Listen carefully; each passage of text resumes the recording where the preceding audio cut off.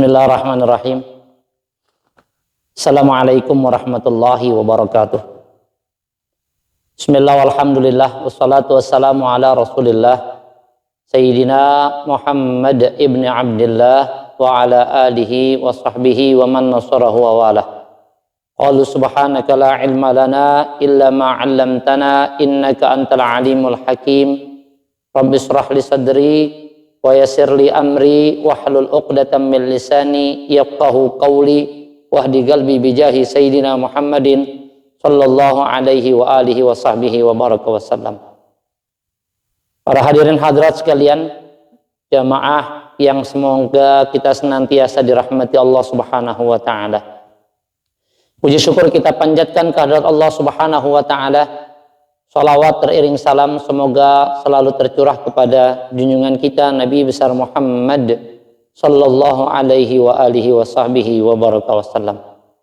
Para jamaah sekalian yang dirahmati Allah Subhanahu wa taala, setiap orang pengen mengalami yang namanya hidup dalam keadaan sehat. Kesehatan, saking pengennya yang namanya sehat, maka setiap kali orang melakukan atau berobat kesana kemari tidak cukup di daerahnya, sampai keluar daerah, sampai tidak cukup di dalam negerinya, sampai-sampai mencari pengobatan ke luar negeri untuk mencari yang namanya sehat. Begitu mahalnya yang namanya kesehatan, sehingga orang berlomba-lomba untuk mencari dan menggapai daripada sebuah arti kesehatan. Namun pada sejatinya kesehatan yang memang Allah berikan, anugerahkan kepada kita, yang acap kali manusia sering melupakan nikmat sehat yang Allah berikan. Sampai-sampai Imam Ghazali bilang bahwa nikmat tersebut baru kita rasakan pada diri manusia, manakala nikmat tersebut sudah tidak ada pada diri manusia tersebut. Kita merasakan nikmat mata manakala mata kita sedang sakit.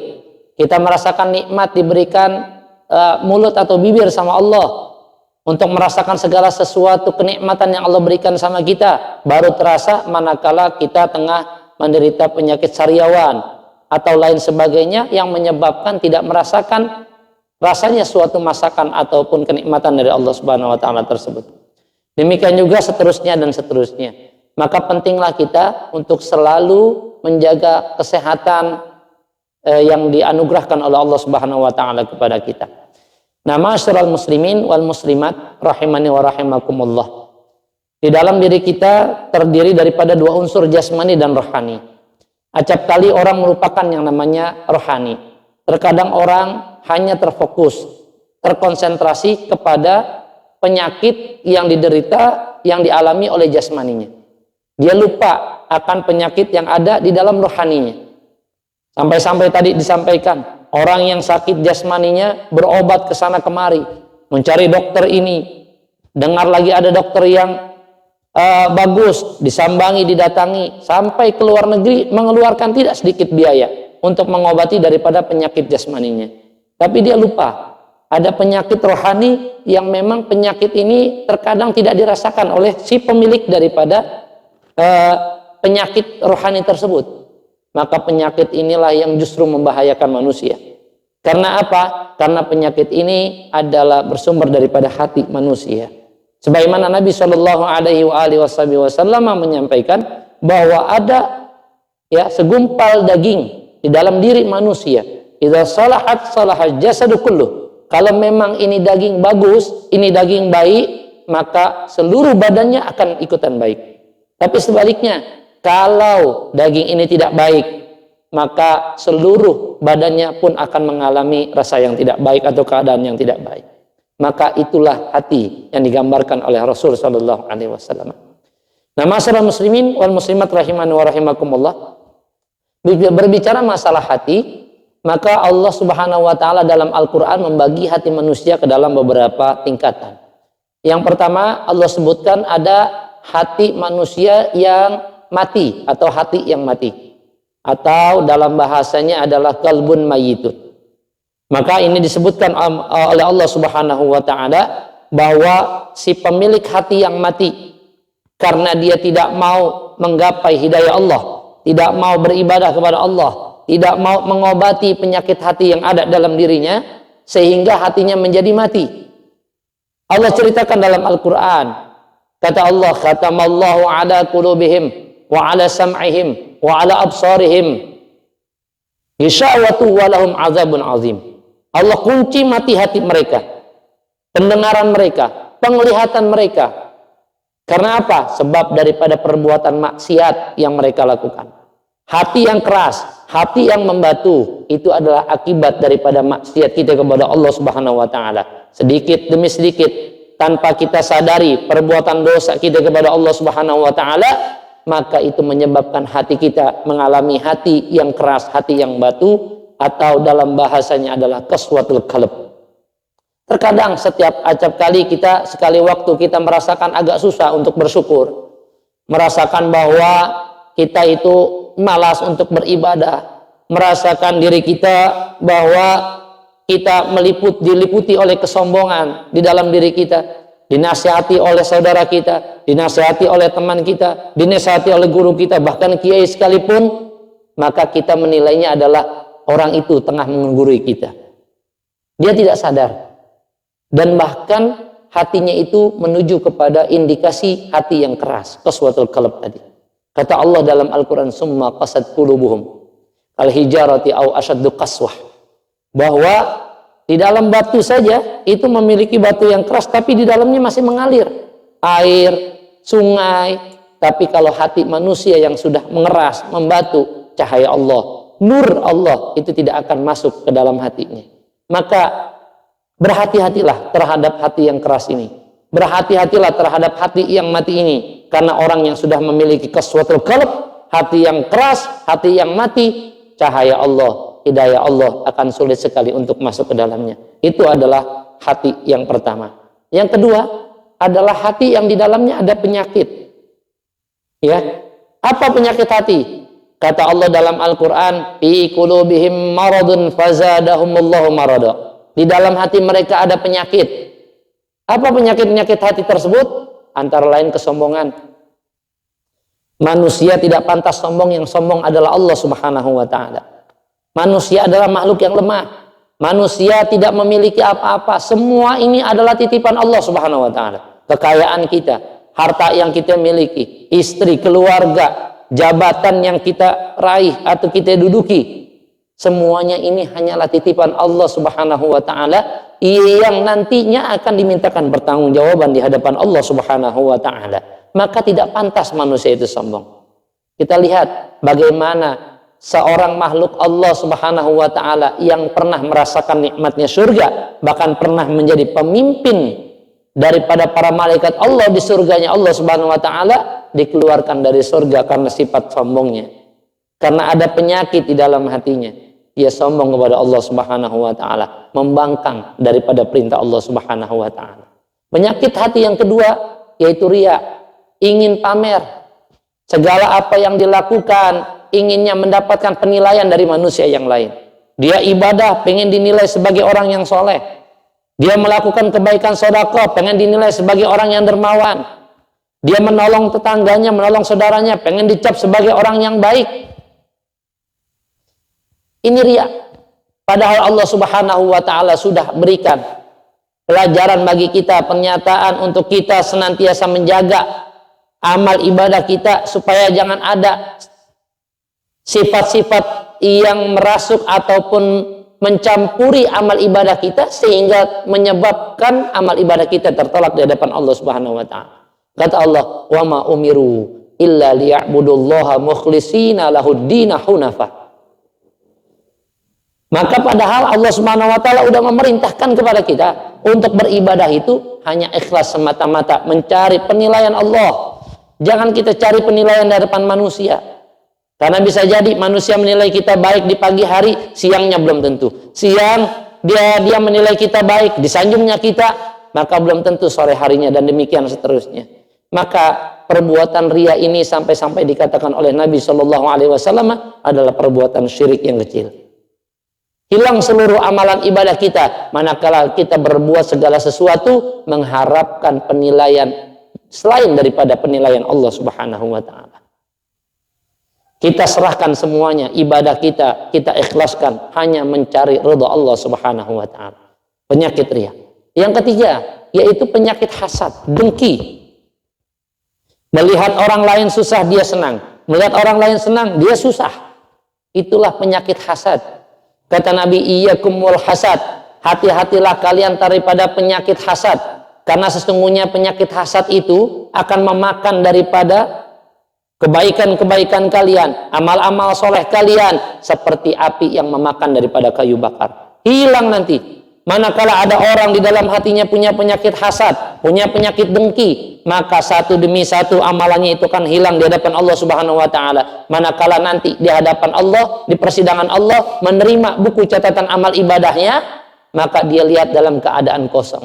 Dia bertanya, ya Allah, mana amalan saya, salat saya selama di dunia? Mana amalan puasa saya? Mana amalan baca Quran saya? Maka apa kata Allah? Kau lakukan itu semua bukan karena untukku, kata Allah Subhanahu wa taala. Tapi engkau ingin mencari penilaian di hadapan manusia. Engkau iringi perbuatanmu dengan sikap ataupun sifat hasad tadi. Maka seluruh amalan kita akan hilang di hadapan Allah Subhanahu wa taala, wal iyadzubillah. Maka masih banyak lagi penyakit-penyakit hati yang lain. Maka jangan sampai lupa bahwa seluruh daripada penyakit rohani yang ada di dalam diri kita, jangan sampai terlupakan. Tertutupi oleh penyakit jasmani yang senantiasa kita cari asupan vitamin, kita cari asupan daripada antibodi daripada badan kita, kekebalan imun kita untuk memenuhi kesehatan jasmani, tapi kita lupa akan kesehatan daripada rohani kita. Hadir di majelis ta'lim, santuni anak yatim, usap kepalanya, kata Rasulullah sallallahu alaihi wasallam, yalin qalbak, maka akan lunak hatimu. Santuni anak yatim, tidak perlu banyak, tidak perlu besar. Kanan kiri kita ada anak yatim, kita kasih berapa rupiah, lantas kita sayangi itu anak yatim. Amal yatima fala takhar, jangan pernah kita hardik daripada anak yatim, kita usir, kita omelin dan lain sebagainya. Maka sayangi. Sebaik-baiknya rumah, kata Nabi, adalah rumah yang di dalamnya ada anak yatim yang disayangi. Maka santuni anak yatim, usap kepalanya, maka itu akan menyebabkan hati kita menjadi bersih, hati kita menjadi sehat, hati kita menjadi daripada hilang daripada sifat qaswatul qalbnya. Yang kedua, ziarah kubur. Datangi orang yang meninggal, kita takziah, kita ikut sholatkan, kita ikut ke kuburannya, kita saksikan orang tersebut sedang menuju daripada tempat peristirahatannya yang terakhir di alam dunia yang fana ini. Maka kita lihat dan timbulkan di dalam hati kita, besok mungkin nanti giliran saya pun akan seperti demikian. Ambil i'tibar. Afakum bil mauti wa'idha, cukuplah bagi kalian itu kematian buat nasihat buat kita. Maka kalau itu kita sering ziarah kubur, kita ikuti daripada pelaksanaan pengurusan jenazah yang ada di sekeliling kita, maka itu menyebabkan hati kita akan lembut, hilang daripada penyakit hati, hilang daripada penyakit daripada hati yang keras tadi. Nah, itulah yang kedua, hati yang di dalamnya ada penyakit. Yang ketiga, kata Nabi, kata Allah dalam Al-Quran adalah hati yang bersih. Inilah hati yang akan menemui Allah Subhanahu wa taala dalam keadaan Allah ridha kepada kita, dan kita pun ridha kepada Allah Subhanahu wa taala. Inilah yang termaktub dalam Al-Quran yang diminta oleh Nabi Allah Ibrahim alaihissalam. Kata Nabi Allah Ibrahim dalam Al-Quran sebagaimana difirmankan Allah Subhanahu wa taala bahwa Rabbi la tukhzini yauma yub'atsun. Ya Allah, janganlah engkau tinggalkan hamba di hari kebangkitan. Engkau biarkan hamba di hari kebangkitan. Sementara hari kebangkitan itu adalah yauma la yanfa'u malun wala banun. Tidak lagi ada harganya, tidak ada lagi gunanya harta, anak yang kita banggakan, yang kita cari, yang kita senangi dan lain sebagainya. Illa man atallah biqalbin salim. Kecuali yang akan datang kepada Allah adalah pemilik-pemilik hati yang salim, hati-hati yang bersih. Maka kalaulah tadi kita berobat penyakit jasmani kita berobat ke dokter sebagai syariat daripada ikhtiar kita kepada kesembuhan, minta kesembuhan kepada Allah Subhanahu wa taala, maka pun penyakit rohani kita datangi bengkel-bengkel hati. Di mana ada majelis taklim kita hadiri, di mana majelis zikir kita hadiri, baca Al-Qur'an yang memang Allah Subhanahu wa taala telah turunkan Al-Qur'an sebagai obat. Wa nunazzilu minal Qur'an ma huwa syifaa'un wa rahmatul lil mu'minin. Jangan pernah kita tinggalkan. Zikir, ala inna bi zikrillahi tatma'innul qulub. Zikir kita perbanyak, maka itu yang akan menenteramkan hati kita, membuat hati kita tenang. Bukan harta, bukan tahta, bukan kekayaan, pangkat dan dudukan, tapi kekayaan yang sesungguhnya adalah kekayaan yang ada dalam hati kita. Rohani kita sehat, maka jasad kita pun akan sehat. Maka di masa pandemi ini, inilah setidaknya yang harus kita banyak-banyak berzikir, memohon kepada Allah Subhanahu wa taala. Ini adalah musibah bagi kita semua. Inilah ujian bagi kita semua. Ini adalah teguran bagi kita semua dari atas apa dosa yang telah kita lakukan kepada Allah Subhanahu wa taala. Jangan kita menyalahkan orang lain. Jangan kita mencari kambing hitam. Kita aji diri kita. Di antara ini semua, ini adalah ada mungkin andil kita dalam kebahagiaan daripada adanya kejadian seperti ini. Maka kita banyak istighfar. Allah Subhanahu wa taala ajarkan kita obat daripada seluruh penyakit, obat penangkal daripada segala musibah, penangkal daripada bencana, penyangkal daripada azab Allah Subhanahu wa taala. Di dalam Al-Qur'an sudah banyak Allah sebutkan. Salah satunya Allah sebutkan dalam surah Al-Anfal 33. Kata Allah apa? Wa ma kana Allahu liyu'adzibahum wa anta fihim wa ma kana Allahu mu'adzibahum wa hum yastaghfirun. Allah enggak bakalan mengazab, menghukum satu kaum, satu pribadi, satu daerah, satu kampung, satu negeri. Wa anta ya Muhammad bihim. Sementara engkau ya Rasulullah, wahai Muhammad sallallahu alaihi wasallam, ada di tengah-tengah mereka. Bagaimana ini Rasulullah telah tidak ada di tengah-tengah kita 1500 tahun yang lalu, kurang lebih 15 abad yang lampau telah meninggalkan kita. Maka kita hidupkan sunnahnya Rasulullah di dalam diri kita, di keluarga kita. Kita perbanyak menyebut nama Rasulullah, kita bersolawat kepada Rasulullah sallallahu alaihi wasallam. Itulah yang akan membuat diri kita sehat. Itulah yang akan menangkal dari segala macam wabah, penyakit, bencana dan musibah. Yang kedua, wa ma kana Allahu mu'adzibahum wa hum yastaghfirun. Oh, Allah tidak bakalan mengazab, menghukum satu negeri, satu kaum sepanjang penduduknya rajin beristighfar kepada Allah, memohon ampun kepada Allah Subhanahu wa taala. Karena apa yang terjadi ini bisa jadi adalah tumbul, muncul dan lahir daripada dosa kita kepada Allah Subhanahu wa taala. Maka kita banyak beristighfar, dan sebaik-baik istighfar wabil asharihum yastaghfirun. Di waktu sahur kita laksanakan istighfar, mohon kepada Allah Subhanahu wa taala. Kita rendahkan hati kita serendah-rendahnya di hadapan Allah Subhanahu wa taala. Buang sifat sombong di hati kita, buang sifat angkuh di hati kita, buang sifat ria, hasad, dengki dan lain sebagainya. Kita bersihkan jasmani kita, seiring itu kita bersihkan daripada rohani kita. Allah Subhanahu wa taala amat cinta kepada orang yang selalu membersihkan dirinya, selalu kembali kepadanya, selalu bertobat kepadanya, dan Allah menyukai daripada hal yang demikian. Kata Allah, innallaha yuhibbut tawwabina wa yuhibbul mutatahhirin. Inilah ma'asyiral muslimin wal muslimat yang dapat Al-Fakir sampaikan yang sedikit ini. Mudah-mudahan mendatangkan manfaat bagi kita semua. Seraya kita mohon perlindungan kepada Allah, semoga wabah ini cepat berlalu dan kita diberikan kekuatan oleh Allah, diberikan perlindungan oleh Allah dari segala macam wabah, penyakit, fitnah, kezaliman, bencana, musibah dan lain sebagainya. Dan semoga Allah berikan keselamatan bagi kita fid dini wad dunya wal akhirah. Demikian walafu minkum. Wassalamualaikum warahmatullahi taala wabarakatuh.